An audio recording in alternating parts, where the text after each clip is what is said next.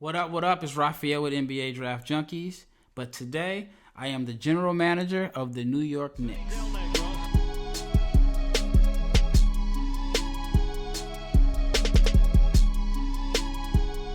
Alright, my first call of duty is to fix the Knicks.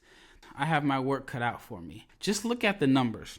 New York ranked 27th in assists, 29th in scoring, 30th in threes made, 27th in three-point field goal percentage, 26th in net rating, 27th in offensive rating, 23rd in defensive rating, and 29th in fast breaks. As of today, we have 2 first-round picks, number 6 and number 27, and also we have 1 pick at number 38 in the second round. So this is how I'm going to address our team needs. First and foremost, and it's an obvious, glaring need, we need a point guard. And with the 6th pick, we should be able to land one of the top 3 point guards available. Now, I think that Killian Hayes and LaMelo Ball will be gone, so Tyrese Halliburton is probably the most likely pick that will be available for us. Another position of need for us is at small forward. But first, let me address my need for a point guard. The number 1 point guard on my list is Killian Hayes. I think that he has the highest upside as far as being a playmaker and a scorer. And I'm buying his long-term potential as a shooter. I think that he would be my number 1. Number 2 would be LaMelo Ball. I think LaMelo would, short-term, bring in the most excitement to the Garden. He would be the most recognizable name for all you Knicks fans out there. And he's an excellent passer. And I think that his game would definitely make life easier for the players that we have on the roster. Halliburton would be my number 3. I believe with his shooting and his playmaking and decision-making and his versatility as a defender would help our team out tremendously. I don't know if he has the upside to be a superstar, but I think that he would bring some balance to our roster because he could play off the ball, and as an outside shooter, his game complements R.J. Barrett. Those are the only 3 guards that I would consider taking in the top 6. Now, I would bring in Tyrese Maxey and Cole Anthony for workouts and get a chance to know them, but I'm not for sure if I would take them in the top 6. The next position of need for me would be small forward, and Denny Avdia would be my number 1 choice. I'm really high on his upside as a playmaker. I think that he's going to be a versatile defender, and I think that he will be able to just make the players around him better simply because he can exploit mismatches, and he's such a good passer. I'm high on Avdia because I just really like big wing playmakers, especially ones that can initiate the offense and be a secondary ball handler. And that's where I think Avdia is special, and that's what separates him above Isaac Okoro. Okoro is a great defender. I think that he is a good passer. He's also a wing playmaker, but he doesn't have the court vision and the passing instincts as Avdia. Avdia is probably the better shooter of the 2 right now, but not by much, even though he has major concerns as far as his free throw shooting. Okoro's the better defender, but I also think that Avdia would be a very good team defender in the NBA. So between those 5, I expect one of them to be available when I pick at number 6.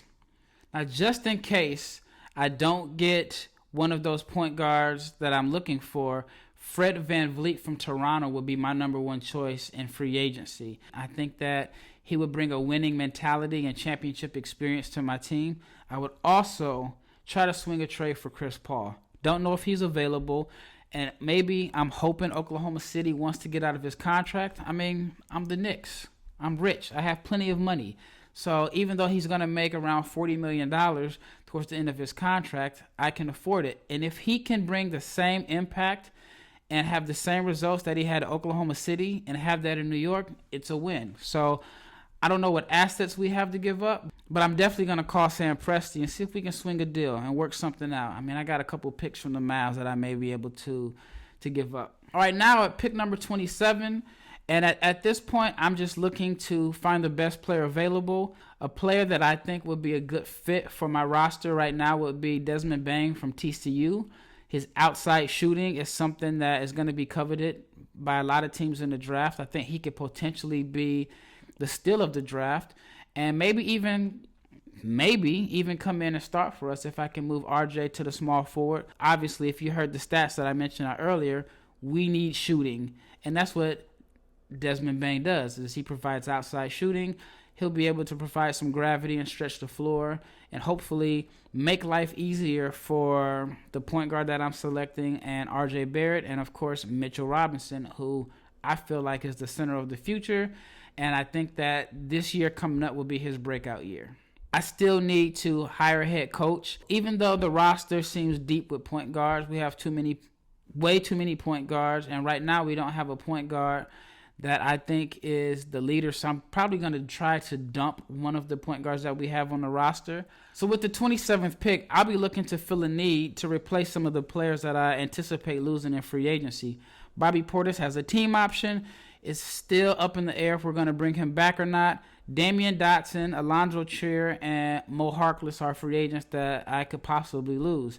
Other players I may consider at 27, if I'm looking for shooting, then Tyrell Terry would be someone else that I would definitely be open to bringing in. Now, I know you're probably asking me, like, another point guard? Well, yeah, I think that we just need to make a change at point guard.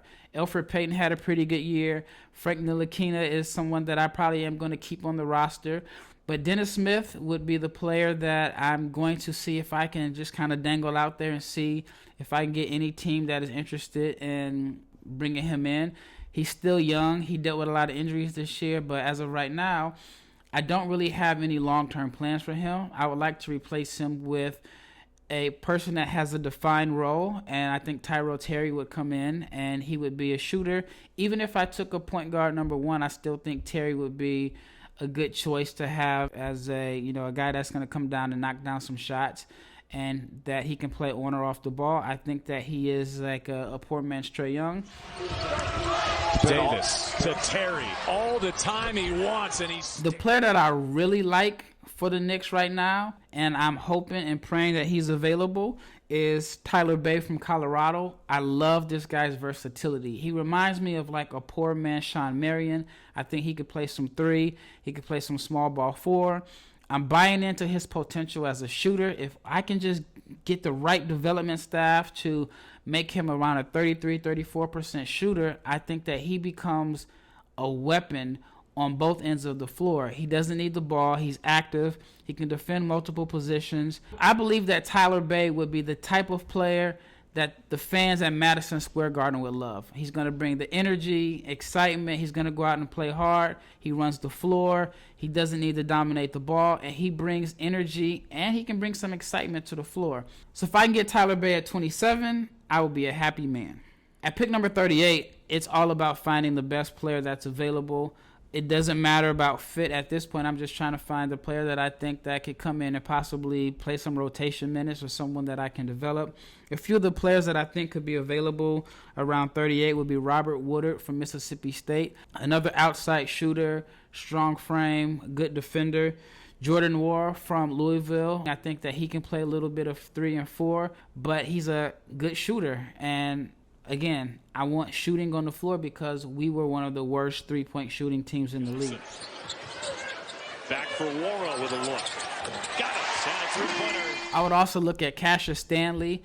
We can provide some athleticism. Maybe a Trevor Ariza type player. When we had Trevor when he was younger, we didn't use him right. And then he obviously ended up developing into a very solid starter on a championship level team. So I don't want to make the mistake that I made the previous regime made with Trevor Ariza, but I think Cassius Stanley could potentially be a solid defender, a guy that will run the floor, provide some athleticism, and then maybe even develop into a pretty decent shooter, even though he shot the ball better his freshman year than I expected coming into the season. Kevin Keats thought he was fouled. Took him a while to get down.